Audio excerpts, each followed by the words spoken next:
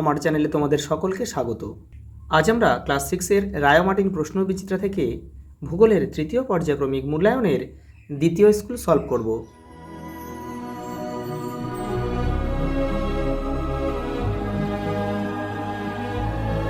দেখো প্রথম প্রশ্ন, দেখো বিকল্প থেকে সঠিক উত্তরটি নির্বাচন করে লেখো। যারা আগের সেটগুলো দেখোনি তারা কিন্তু চ্যানেলের প্লেলিস্টে যাবে, ওখানে কিন্তু দেওয়া রয়েছে। প্রথম প্রশ্ন দেখো, পৃথিবীর উত্তর মেরুর মান কত? 90 ডিগ্রি উত্তর।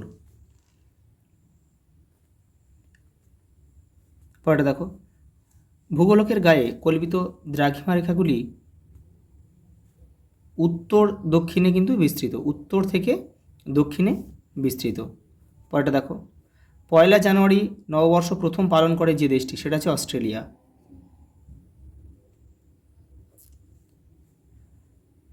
ভারতের প্রমাণ সময় ধরে নেওয়া হয় 82 ডিগ্রি 30 মিনিট পূর্ব দ্রাঘিমার সময়কে। অপশান এ আমাদের সঠিক উত্তর। পরেরটা দেখো, সূর্যরশ্মির পতন কোণের ভিত্তিতে পৃথিবীকে কটি তাপমণ্ডলে ভাগ করা যায়? 3টি। উষ্ণমণ্ডল, নাতিশীতোষ্ণমণ্ডল আর হচ্ছে হিমমণ্ডল। আমি তো লিখে দিই একটু। উষ্ণমণ্ডল, নাতিশীতোষ্ণমণ্ডল আর হচ্ছে হিমমণ্ডল। তাপমাত্রা সবচেয়ে কম কোথায় হয়? হিমমণ্ডলের তাপমাত্রা কিন্তু সবচেয়ে কম হয়। ওজোন স্তর পাতলা হলে ক্ষতিকর যে রশ্মি পৃথিবীতে পৌঁছায় তা হলো অতি বেগুনি রশ্মি। পরেরটা দেখো, একটি গ্রিনহাউস গ্যাসের উদাহরণ এখানে হবে CO2 মানে কার্বন ডাইঅক্সাইড। দেখো পরের প্রশ্ন, সাইলেন্স বোর্ড লাগানো থাকে কোথায়? এখানে তবে হাসপাতাল বা স্কুল থাকলে সেটাও আমরা করতাম। দেখো কাঞ্চনজঙ্ঘা পৃথিবীর কিন্তু তৃতীয় উচ্চতম শৃঙ্গ। আর উচ্চতম পর্বতশৃঙ্গ কি? Mount Everest.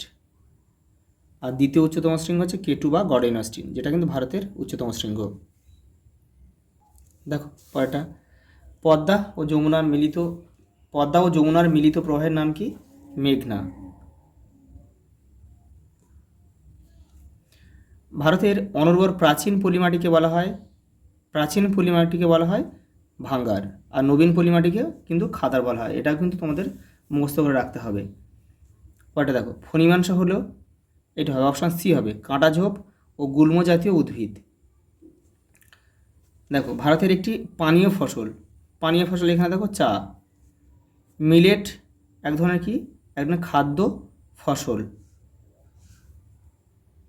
পরেরটা দেখো, জারোয়া উপজাতির বসবাস যে রাজ্যে, সেটা হচ্ছে আন্দামানে। পৃথিবীর প্রাচীনতম মানচিত্রটি আবিষ্কৃত হয়েছিল কোথায়? ব্যাবিলনে। ভূপ্রকৃতি ও নদ নদী দেখানো হয় কোন মানচিত্রে? প্রাকৃতিক মানচিত্রে। পরের প্রশ্ন দেখো, কোন রেখার মান 33.5 ডিগ্রি দক্ষিণে? এটা হয় মকর ক্রান্তি রেখা।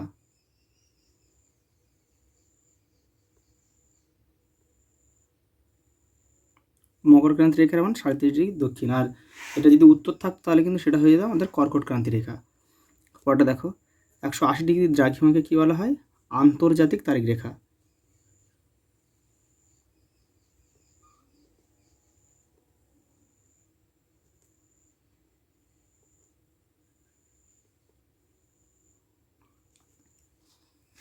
পরের প্রশ্ন দেখো, প্রতি বছর 22শে এপ্রিল ধরিত্রী দিবস বা বসুন্ধরা দিবস।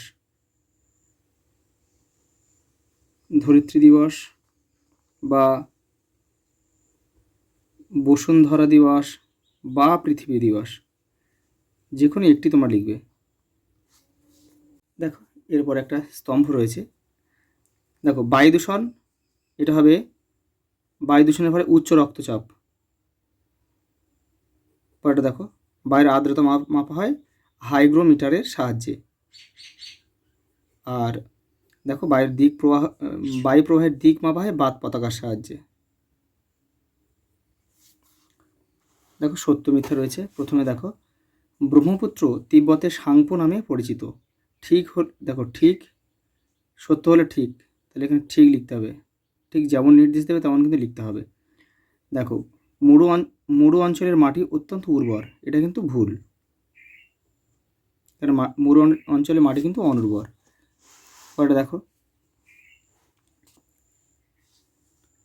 ভূগোলবিদ মার্কেটর প্রথম মানচিত্র বই প্রকাশ করেছিলেন, এটা হবে ঠিক। দেখো পরের প্রশ্ন, সাঁওতালরা কোন রাজ্যের আদিবাসী গোষ্ঠী? ঝাড়খণ্ড। পরেটা দেখো, ঝুম চাষ কি? তোমাদের বই দেখো 94 পেজে রয়েছে ঝুম চাষ কি, এই যে এখান থেকে এটা লিখবে। পরের প্রশ্ন দেখো, ভারতের দীর্ঘতম হিমবাহের নাম কি? সিয়াচেন। সিয়াচেন। পরেরটা দেখো, কর্কট ক্রান্তি রেখা বলতে কি বোঝো? দেখো, এটা তোমরা বলতে পারো যে নিরক্ষরেখার উত্তরে 23.5 ডিগ্রি অক্ষরেখা বরাবর যে অক্ষরেখাটি টানা হয়েছে সেটা হচ্ছে কর্কট ক্রান্তি রেখা। তো দেখে নাও, এই দেখো এখান থেকে তোমরা এটা লিখতে পারো। পরের প্রশ্ন দেখো, শব্দ দূষণ বলতে কি বোঝো? এই যে দেখো, তোমাদের বইয়ের এটা 62 নম্বর পেজে রয়েছে, এখান থেকে এটা।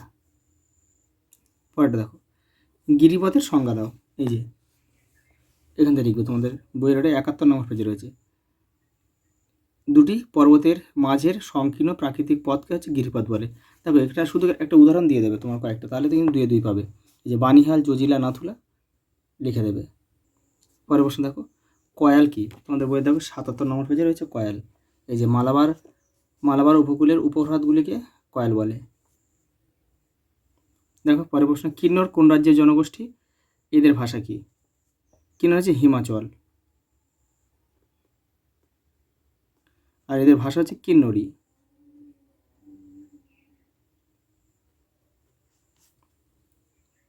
পরেরটা দেখো, মান 3 রয়েছে এবারে।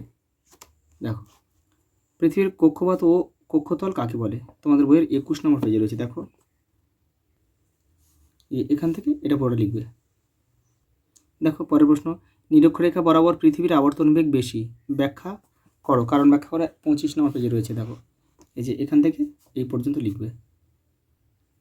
পরের প্রশ্ন দেখো, সূর্যের দৈনিক আপাত গতি বলতে কি বোঝো? 24 নম্বর পেজে রয়েছে। দেখো, এই যে এখান থেকে এই পর্যন্ত। পরের প্রশ্ন দেখো, বায়ু দূষণ তোমার ঘরে, ব্যাখ্যা করো।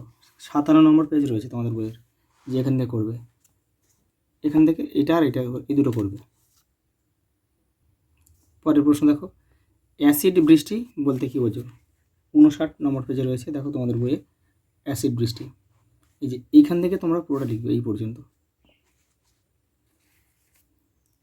গ্লোবকে কেন পৃথিবীর ক্ষুদ্র প্রতিরূপ বলা হয়? তোমাদের বইয়ের 104 নম্বর পেজে কিন্তু উত্তরটা রয়েছে, দেখে নাও। এখান থেকে এই পর্যন্ত লিখবে। পরের প্রশ্ন দেখো, আমাদের চারপাশে বায়ুমণ্ডল কত রকমভাবে উত্তপ্ত হয়? দেখো, এটা মান 5-এ রয়েছে, একটু বেশিও লিখতে হবে। তোমাদের বইয়ে দেখো 46 নম্বর পেজে রয়েছে। দেখো, এই যে দেখো, প্রথমে বিকিরণ লিখবে, পরিবহন লিখবে, তারপরে এপারে রয়েছে পরিচলন। এটাও কিন্তু লিখতে হবে, লিখে একটু ছোটো করে লিখবে, পয়েন্টগুলো ছোটো করে লিখবে। দেখো, বায়ুর তাপমাত্রা পৃথিবীর সব জায়গায় একরকম হয় না কেন? আলোচনা করো। তোমাদের বইয়ে দেখো 51 নম্বর পেজে রয়েছে।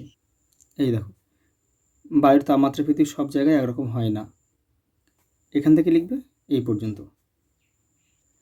দেখো পরের প্রশ্ন, ভারতের উপকূলীয় সমভূমি অঞ্চলে বর্ণনা দাও। দেখো 77 নম্বর পেজে রয়েছে। দেখো, এই যে উপকূলীয় সমভূমি, এখান থেকে এটা লিখতে হবে তোমাদের।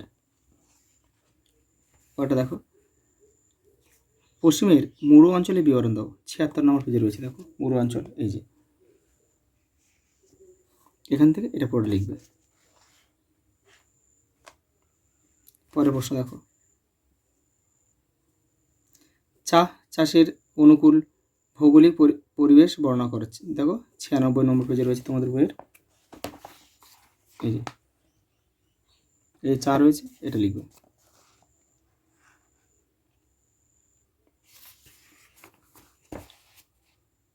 দেখো লাস্টে ম্যাপ পয়েন্টিং দিয়েছে, দেখো নর্মদা নদী, কাবেরী নদী, সাতপুরা, কঙ্কন উপকূল, করমণ্ডল উপকূল, দেখে নাও। এই যে এখানে তোমরা হচ্ছে প্রথমে ম্যাপের উপরে নাম, রোল, সেকশনগুলো লিখবে, ভালোভাবে পেন দিয়ে লিখবে, তারপর এটা পেন্সিল দিয়ে করবে। আমি তোমাদের ভিডিওটা পরিষ্কারভাবে বোঝানোর জন্য কিন্তু পেন দিয়ে করলাম। প্রথমে কি দিয়েছে দেখো, প্রথমে দিয়েছে তোমার নর্মদা নদী। এই যে নদী কোন দিক থেকে কোন দিকে গিয়েছে সেটা কিন্তু তীর চিহ্নের মাধ্যমে তোমার দেখাতে হবে। তারপরে আমাদের দিয়েছে কাবেরী নদী, এই দেখো, এই যে এখানে হচ্ছে কাবেরী নদী। এই যে কাবেরী নদীর মোহনে বদ্বীপ সৃষ্টি হয়েছে বলে এখানে আবার এটা করে দিলাম। দেখো কটা আছে, তিনটা দিয়েছে তোমার সাতপুরা পর্বত, এই যে নর্মদার ঠিক নিচে সাতপুরা পর্বত। তারপরে দেখো দিয়েছে তোমার কঙ্কন উপকূল, এই যে এখান থেকে এই মহারাষ্ট্রের উপকূলটা হচ্ছে কঙ্কন উপকূল, আর করমণ্ডল উপকূল হচ্ছে তামিলনাড়ুর এই সাইডটা, এই যে পূর্ব দিকটা। আজ এই পর্যন্ত।